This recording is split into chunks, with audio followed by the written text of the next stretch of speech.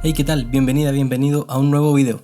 En el Pro Tip de hoy vamos a hablar acerca de tamaños de tipografía. Aquí en esta pantalla tenemos un texto que extraje de un artículo viejo de mi blog.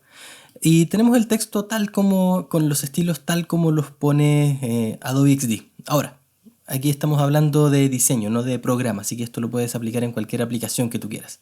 Pero mira, aquí tenemos el texto en 20 píxeles de tamaño.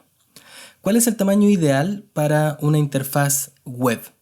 Lo ideal, más o menos, es que esté en el rango de los 16 píxeles. Por eso mismo, el tamaño por defecto en los navegadores es 16 píxeles. Por lo tanto, vamos a ponerlo en 16.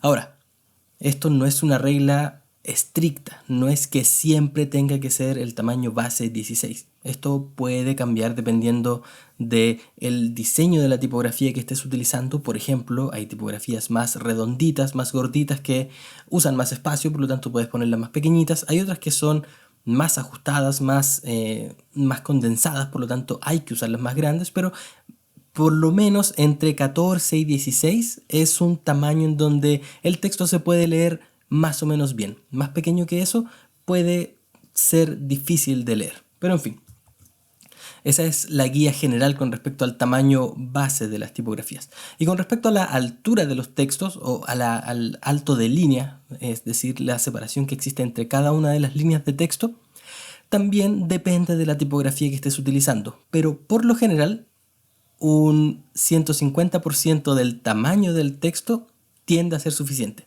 Por ejemplo, si estás usando un tamaño de 16 píxeles, la mitad de eso súmalo a 16. Por lo tanto, 16 más 8 vendría a ser 24. Por lo tanto, en este caso vamos a usar 24 como alto de línea ideal para este texto. Nuevamente, esto es en términos generales. Puedes ajustarlo dependiendo de tu ojo profesional de diseñador. Nada es estrictamente establecido. No vas a cometer un error si en vez de 24 pones 23 o en vez de 24 pones 26. Lo ideal es que en tu diseño, en tu criterio, veas que esté funcionando bien. Ahora, por lo general, si vas con un tamaño de 16 con 24 píxeles de alto de línea, vas a ir más o menos a algo seguro.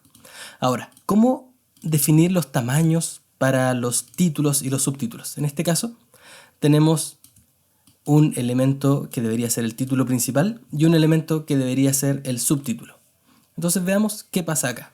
El texto, agrandémoslo bastante y quizás con eso ya deberíamos tener suficiente.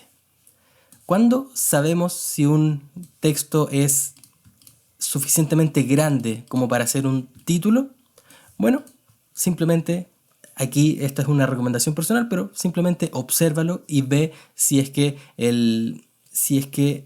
es un tamaño lo suficientemente grande para distinguirse del resto del texto. Si es que resalta lo suficiente, entonces es un candidato apropiado para funcionar como un título.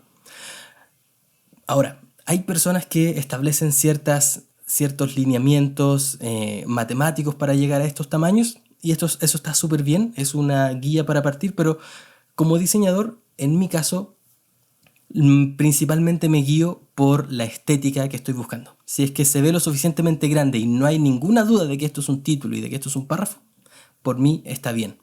Me importa poco si este tamaño es 39 o si es 40 o si es 38.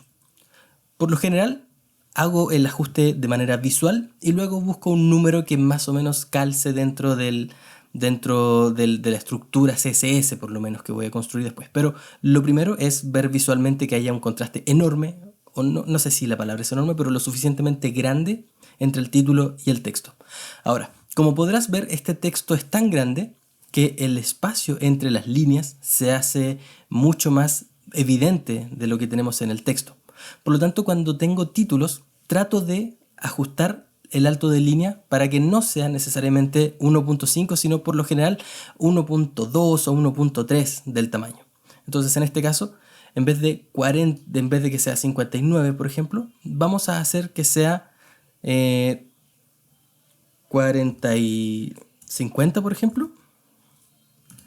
Ahora, Esto es interesante y no sé si en todas las aplicaciones existe, pero si quieres hacerlo matemáticamente, puedes poner en Adobe XD por lo menos 40, que es nuestro alto de nuestro tamaño de texto, multiplicado por 1.2 y debería darnos 48. ¿Bien? Y ahí tenemos un 1.2. O también podríamos hacerlo con 1.3.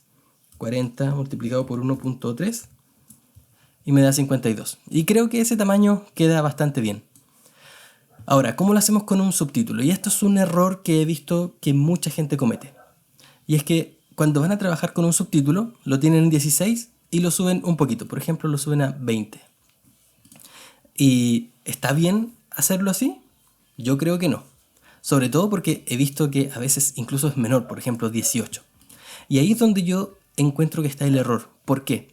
Porque el cambio de tamaño es tan poco pronunciado, es tan pequeñito que ocurren dos posibles problemas. Un problema es que la gente no identifique que esto se trata de un subtítulo y lo lean como un párrafo adicional, lo cual no es lo deseado.